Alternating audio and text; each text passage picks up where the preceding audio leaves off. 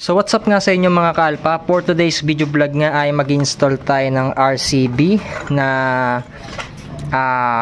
master brake pump. So cable type lang ito. So yan siya mga kaalpa, pang left side. So made in Malaysia pa ito. So kinuha natin siya sa Malaysia. So mahal kasi dito sa Pinas eh. Kaya sa Malaysia natin siya kinuha. So itong RCB kasi made in Malaysia siya. So papalitan natin itong hydraulic clutch natin, ibabalik natin sa kable. So yun kasi yung sabi nung judge. So gagamit na lang din tayo ng Makoto na clutch cable na pang TMX 155. Ayan. So madali lang naman to install mga kaalpa. So ito, tatanggalin natin ito, ibabalik natin sa dati mga kaalpa, no. Siguro ito ilalagay ko na lang siya sa dati sa TMX 125 Alpha kasi ito nakakabit eh. So ibabalik na lang natin doon mga kaalpa. O kaya i-modified ko ito, ilalagay natin ito sa Honda Click natin. So pag-iisipan ko pang mabuti, no. Ayan, para dalawang brake master yung sa RCB siguro. So bahala na mga kaalpa. So dito mga kaalpa, tatanggalin muna natin yung hydraulic clutch natin. So pakita ko na lang sa inyo kung ano yung magiging kakalabasan niya kapag in-install na natin yung dekable. So ibabalik na natin. So bago natin tanggalin, pakita ko muna na gumagana siya. Ayan. Ayan siya mga kaalpa. Ganda. Nanginayang rin kasi akong ibenta to eh. Kaya ibabalik na lang natin siguro to sa dati. Dito nga mga kaalpa, natanggal na natin yung brake master natin, pati yung hydraulic clutch na RCB. Ayan. So tinabi na natin siya. May paggagamitan din kasi ako niyan eh. So tsaka na lang natin siya ikakabit. Ngayon, ikakabit na natin itong mga kaalpa. So tatanggalin na lang din siguro natin yung switch nito, hindi ko na rin ilalagay. Magde-delete na lang tayo sa switch niya. Ayan, para malinis. So ito siya mga kaalpa, ito yung partner niya. Pag naka-clutch kayo, naka-kable, pwede nyo itong ipares dito. Ayan kasi siya. Ayan. So dito kasi iba yung sa ano, parang malayo, no? Oh, parang iba tong sa Malaysia. Ito naka-emboss, ito naman nakalubog yung logo ng RCB. Pero goods na to mga kaalpa. Ibang shop kasi yung pinagbilhan natin eh. And bali ganito yung magiging itsura niya. So i-install na rin natin siya mga kaalpa. And bali ganyan siya mga kaalpa. So yung GR5 din yung ilalagay nating bolts dito, yung titanium. And ito yung GR5 bolts, oh. Para partner doon.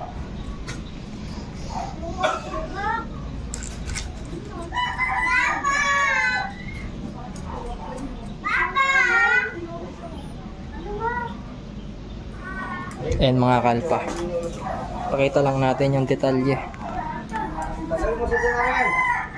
Ayan, saktong-sakto lang din siya dito. So ipapantay lang din natin. Ayan siya mga kalpa.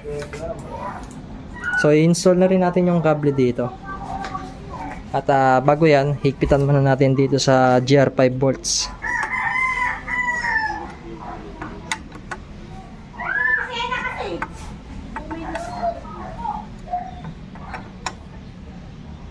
Yan, napakaangas mga kalpa. So itong switch, tatanggalin na natin to. Hindi ko na ilalagay yan. So kung ilalagay rin natin ito, ibabalik ko na lang. Ayan. Ayan, tatanggalin na natin ito. So D-screw lang din siya. Yun. Para mas malinis. So ibabalik ko na lang din yung tornilyo. So nasa sa inyo na kung ikakabit nyo ito mga kalpa. Sa mga iba kasi talagang nilalagay ito. So pag preno, pwede ito sa brake light switch. So dito hindi na natin kailangan to. Kaya ibabalik na natin yung tornilyo. para di natin makalimutan kasi mahirap maghanap ng ganyang klaseng tornilyo eh. So ito, ito na natin yung Makoto.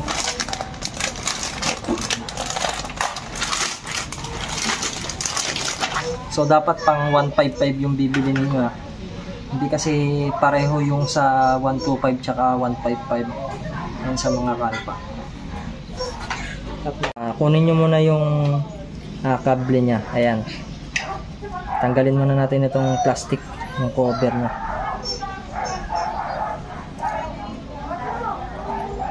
Hindi siya tinatanggal. So dito nyo siya ilalagay, pasok mo lang sa dito. Ayan. Tapos ikot nyo lang tong roscas na to and then ipasok nyo to. Ayan. Pagka naipasok nyo na yan, ilock nyo na itong maliit na pinipihit dito. Ayan, dyan na lang kayo mag-adjust. Ayan. Pasok nyo yan. Tapos ipapasok na natin itong kable. Hanapan na lang din natin siya ng pwesto.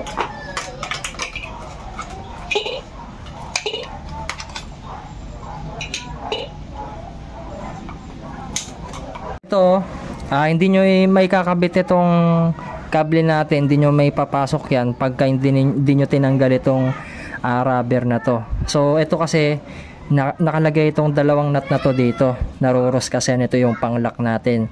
So tanggalin nyo muna to, hugutin nyo muna, tsaka nyo tanggalin yung nut, tsaka nyo ipasok dito sa loob. Ayan mga kalpa. Tapos tsaka nyo siya hugutin, papasok din dito sa ilalim sa may guide nya.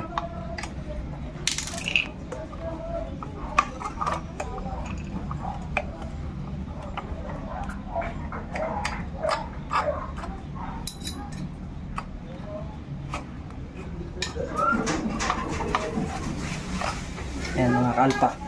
So dito, tignan lang din natin dito sa taas, no? Ayusin lang natin. Pakita mo dito. Ayan. Ayan, nakabit na natin siya. So maayos na yung daluyan ng kable. So try natin ipaikot. Iliko. Tignan natin kung may nasayad. Dapat kasi wala sasayad dyan. Ayan, okay na siya. So itong guide nya, yung holder ng clutch cable natin, ibabalik natin, no? So dito siya nakalagay. Ayan. So dapat nakaganyan siya. Ayan, no? Kasi itong butas dito, nakahulma yan dito sa may makina nya. Ayan, dapat pa ganyan siya mga kalpa.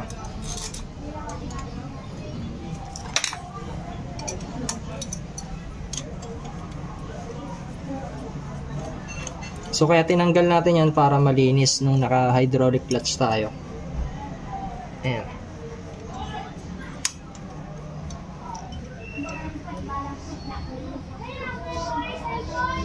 Ayan, bali ganyan yung magiging itsura niya mga kalpa. Pakita natin. Tapos ipapasok na natin ngayon itong clutch cable natin. Pero una muna natin ipapasok yung isang nut. So ipasok na natin dito. Kasi mahirapan tayo mamaya pag i-install na natin yan. So kaya dalawang nut yan, kabilaan kasi dito yan. Maglalak siya dito sa guide na to, sa holder na yan. Ito mga kalpa, ipapasok na natin siya.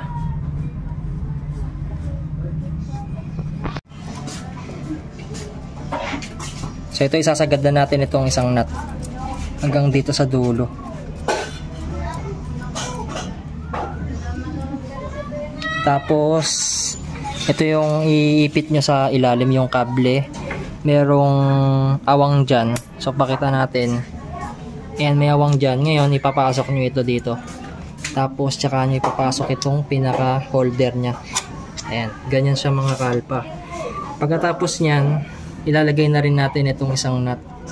Pasok nyo na siya dyan. And then ayan, ito na yung inanat natin. Ayan.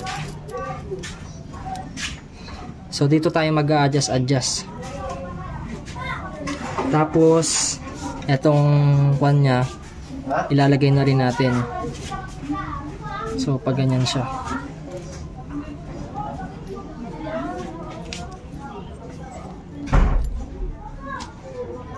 Then ipapasok na natin siya dito. Ayan.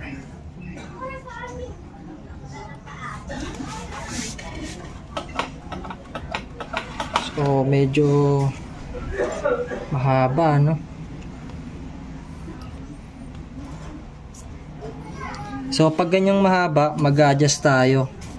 Ang technique dyan, paluwangin natin to.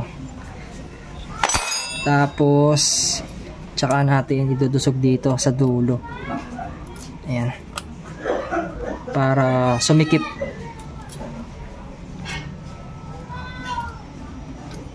Ayan.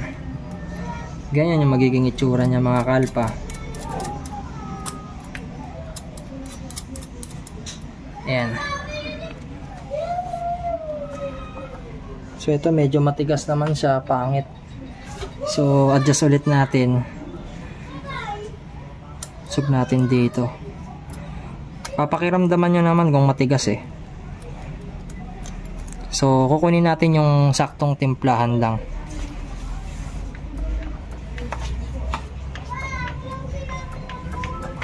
Kalpa, tapos na nga natin ma-install yung brake, yung clutch cable natin, tsaka yung kapartner nya, no? Ayan.